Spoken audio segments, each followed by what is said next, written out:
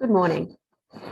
This professional development session focuses on two steps within the design process: identifying needs and opportunities and developing design criteria for success. The focus is on the Year 8 Design and Technologies curriculum, Food and Fibre strand. An overview of this presentation. 1, why the learning is important for students in the chosen year level. 2, we'll be looking at common misconceptions or challenges experienced by some students. 3, we'll be examining key teaching strategies that promote the ways of working and have a positive impact on student learning. 4, we'll be looking at important terminology to support student understanding and achievement of learning intentions. 5, there will be some questioning techniques examined and examples that can be used to check for understanding and examples of expected student responses to those. And 6, suggestions for follow-up activities. The lesson plan focuses on identifying needs and opportunities for a sustainable fresh produce garden within the Year 8 Design and Technologies curriculum. Identifying needs and opportunities is the first step in the design process. Looking at why this learning is important for students in the Year 8 level. So the design thinking process is employed across the design and technologies curriculum. Gaining a deep understanding of the steps in the design process will assist students as they move through the grades. In the Australian curriculum, students work independently and collaboratively in projects as they critique, explore, and investigate needs and opportunities. They generate, develop, and evaluate ideas, and plan, produce, and evaluate design solutions. As a part of production and processes skills, students independently develop criteria for success to evaluate their design ideas, processes, and solutions and their sustainability. This design thinking process is an iterative problem-solving framework that utilizes higher order thinking strategies to solve complex real-world issues and is therefore transferable to various contexts. So some common misconceptions or challenges experienced by students when looking at these subjects. Common challenges experienced when students investigate needs and opportunities of the user group for a design project. So students can have trouble identifying the difference between needs and opportunities. They can also struggle with identifying ways to investigate the needs and opportunities of a user group. And another challenge is empathizing with the user group. Some key teaching strategies that promote the ways of working and have a positive impact on student learning. So the Design and Technologies curriculum is based on a problem-based pedagogical framework.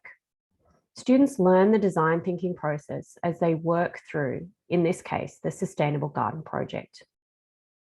Real-world connections are important. Learning is related to real-world examples to demonstrate concepts. Higher order thinking is utilised through the use of mind maps to generate ideas and Venn diagrams to compare and contrast, and also see those connections between different concepts. Collaboration is important. Students work as a class, for example, class discussion, or in groups to develop, discuss, and evaluate solutions. Explicit teaching is used as a teaching strategy. Concepts are modelled and practiced, and then students are given the opportunity to work independently. Open questioning. Open questioning challenges students and encourages extended responses and is used throughout the lesson. 4, important terminology to support student understanding and achievement of learning intentions. It's important that students learn the cognitive verbs used in the design thinking process. These cognitive verbs can include, for example, determine, decide or come to a resolution, investigate, plan, inquire into and draw conclusions about, evaluate, make a judgment based on criteria, and develop, to elaborate, expand, or enlarge in detail. Other terminology, which is subject specific to support student understanding, include Need, something essential or very important rather than just desirable. An opportunity, the possibility of doing something. And design criteria, the explicit goals that a project must achieve in order to be successful. 5, looking at some questioning techniques and examples that can be used to check for understanding, and also examples of expected student responses to activities. So open questioning is used to check for understanding, and examples of expected student responses are given below. When we're looking at determining the user group, when we are investigating the needs and opportunities of that user group, the first step is to determine who the user group is. Examples of questions can be, who am I designing the garden for? Answers could include the school, the wider community, or the family. You can follow up with, who exactly is my community, trying to narrow down within those broader categories. So for example, the school community, which parts of the school community already use or could use fresh produce? Answers could include the hospitality department, tuck shop, diverse learning centre. If the student is looking at the wider community for their user group, which parts of the wider community could use fresh produce? Answers could include a primary school, the elderly and aged care, community garden for all, charity groups. If the student has chosen a family as their community, what does your family need? What opportunities could a garden provide?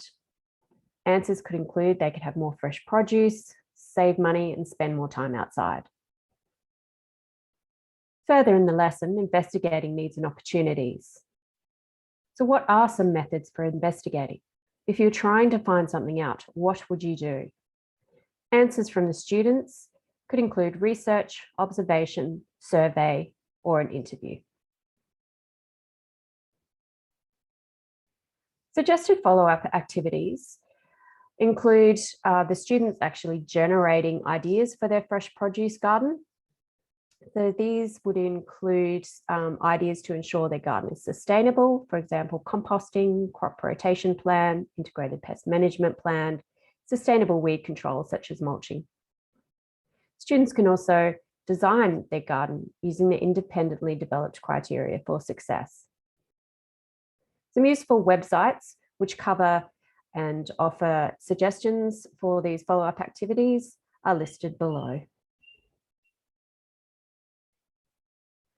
And just at the end here, we have links to resources that accompany the professional development session. Thank you very much.